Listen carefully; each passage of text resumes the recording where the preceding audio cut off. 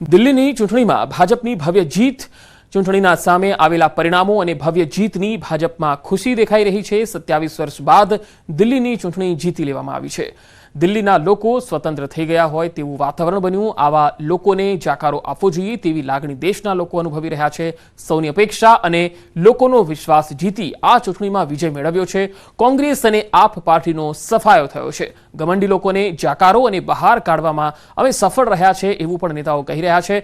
દિલ્હીની જીત બતાવે છે કે ગમંડીઓ ચેલેન્જ કરતા હતા કે આ જીત તમે નહીં મેળવી શકો। લોકોએ આવી પાર્ટીને ઓળખી બતાવી છે। દિલ્હીના લોકોએ ભારતીય જનતા પાર્ટીને જીત અપાવી। દિલ્હીના લોકોને પીએમ મોદીના હાથમાં ભવિષ્ય દેખાયું છે।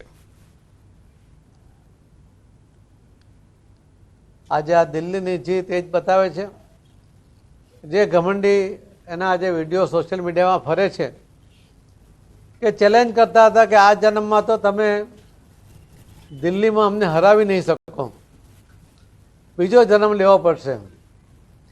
આ જન્મની અંદર એમને સત્તા પરથી જવું પડ્યું। જે 99 સીટ લોકસભામાં જીતીને 543માંથી 99% માર્કે પાસ થયો હોય એ પ્રકારનો ભ્રમ પેદા કરવાવાળા નેતાનો પણ એમની પાર્ટીનું ખાતું પણ નથી ખુલ્યું।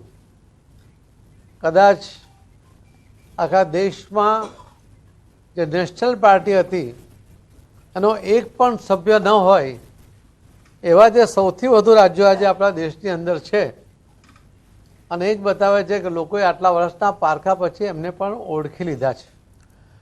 વડોદરામાં વારસિયા વિસ્તારમાં સુપર બેકરીનો પફ વાસી નીકળ્યો। સુપર બેકરીના ફ્રેન્ચાઇઝી માલિકને ગ્રાહકે રજૂઆત કરી તો થાય તે કરી લેવાની ધમકી આપી દીધી। ફતેપુરાના કાનલ ગુપ્તાને કડવો અનુભવ થયો। ગ્રાહકને ફરિયાદને સાંભળવાના બદલે ઉડાઉ જવાબ આપ્યો।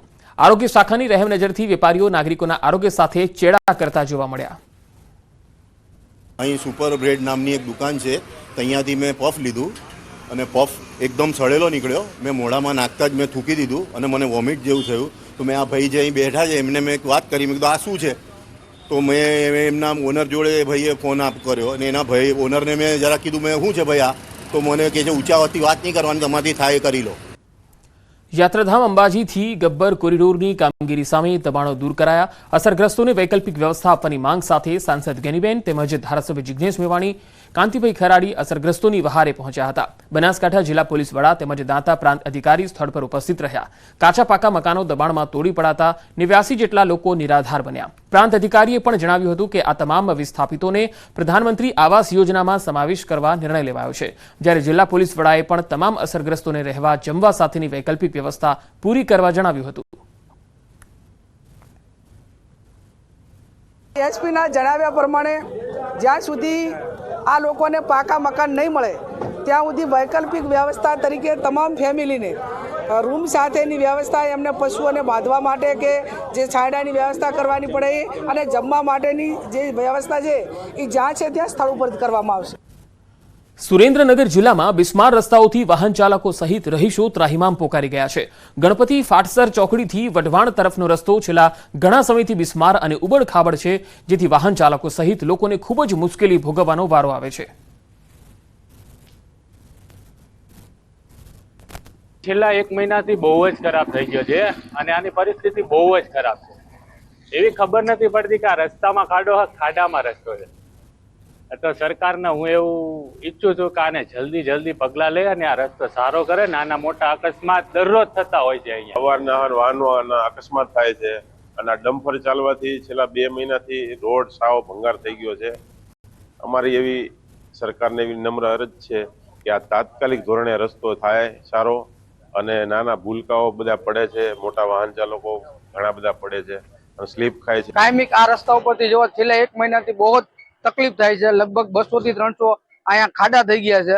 જે અમારા કોર્ટના કામે અહીંથી વઢવાણ કોર્ટે જવાનું હોય, આ સિવાય અહીંના રહીશો લગભગ 5 થી 10,000 માણસો અહીંયા રહે છે। બધાને બહુ તકલીફ।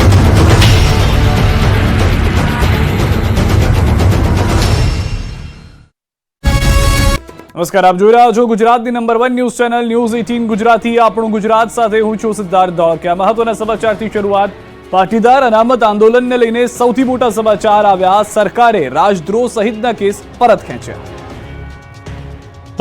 પાટીદાર અનામત આંદોલન સમયે થયેલા રાજદ્રોહ સહિતના કેસ પરત ખેંચવાનો સરકારે નિર્ણય કર્યો છે, જેને લઈ આંદોલનના નેતા હાર્દિક પટેલે સરકારનો આભાર માન્યો. વિરમગામ ખાતે સમૂહ લગ્ન પ્રસંગમાં હાજરી આપવા પહોંચેલા હાર્દિક પટેલે જણાવ્યું કે 14 જેટલા કેસ પરત ખેંચવા બદલ સરકારનો આભાર. સરકારના નિર્ણયથી 30 જેટલા યુવકોને લાભ થશે.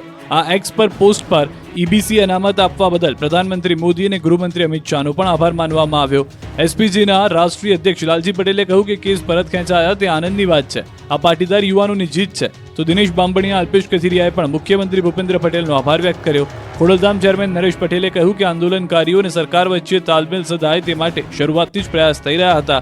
આખરે સરકારે કેસ પરત ખેંચતા પાટીદાર દીકરા દીકરીઓને રાહત મળશે, જેના માટે સીએમનો આભાર માનું છું. આ તરફ ક્ષત્રિય નેતા અને ભાજપ ધારાસભ્ય અલ્પેશ ઠાકોરે સરકારના નિર્ણયને આવકાર્યો, સાથે એ પણ માંગ કરી કે આંદોલન સમયના તમામ સમાજના યુવકો પર થયેલા કેસ